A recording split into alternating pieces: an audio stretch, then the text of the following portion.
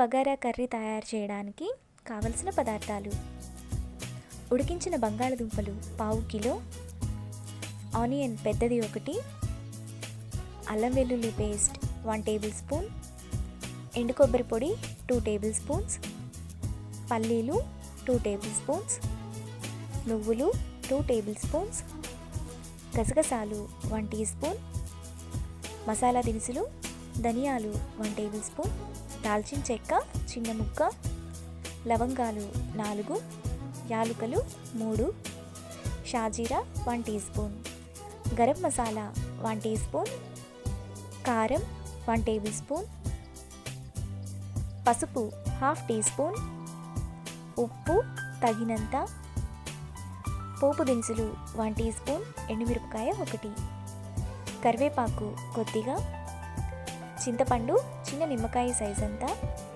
Oil 2 table spoons, కొత్తిమీర కొద్దిగా.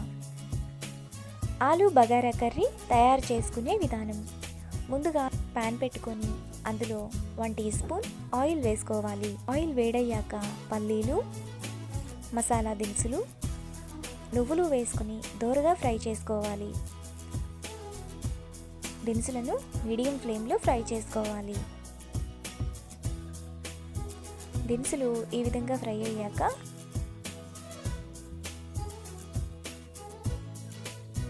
అందులో గసగసాలు, ఎండు కొబ్బరి పొడి వేసుకొని 1 నిమిషం వరకు ఫ్రై చేసుకోవాలి.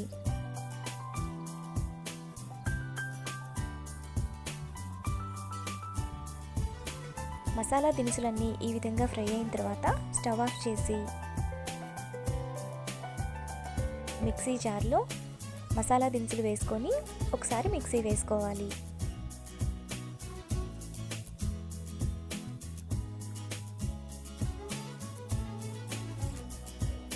ఇలా వేసుకున్నాక అందులో 1/2 గ్లాస్ వాటర్ పోసుకొని మెత్తటి పేస్ట్లా మిక్సీ వేసుకోవాలి.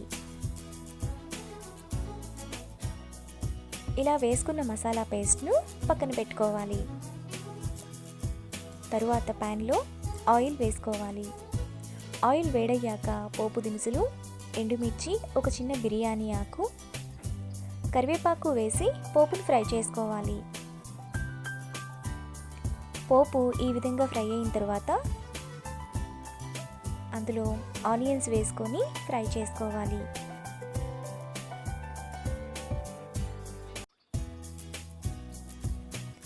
ఆనియన్స్ కూడా ఈ విధంగా ఫ్రై అయ్యాక అల్లం వెల్లుల్లి పేస్ట్ వేసుకొని పచ్చివాసన పోయేంత వరకు ఫ్రై చేసుకోవాలి.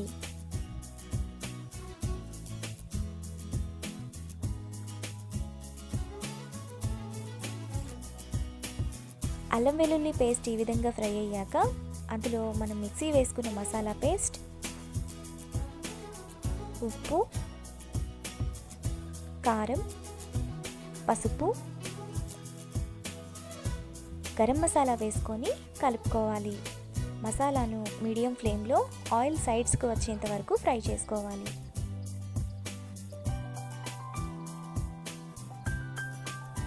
ఆయిల్ ఇలా సైడ్స్కి వచ్చినప్పుడు అందులో ఉడికించిన బంగాళదుంపలు, చింతపండు రసం,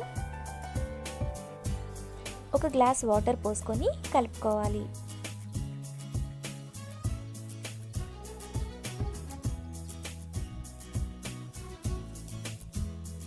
ఇలా కలుపుకున్నాక మూత పెట్టి మీడియం ఫ్లేమ్లో 15 నిమిషాల పాటు ఉడకనివ్వాలి. 15 నిమిషాల తర్వాత ఆయిల్ అంతా ఇలా పైకి వచ్చి మనకి కర్రీ రెడీ అవుతుంది.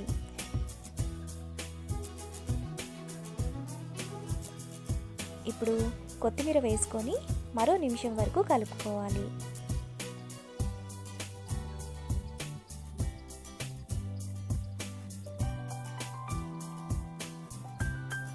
వన్ మినిట్ తర్వాత కర్రీ మనకు ఈ విధంగా రెడీ అవుతుంది.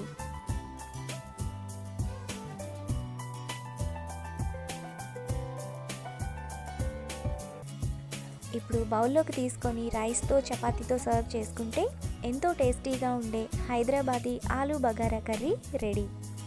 ఈ వీడియో మీకు నచ్చినట్లయితే లైక్ చేసి, షేర్ చేసి, సబ్స్క్రైబ్ చేయండి.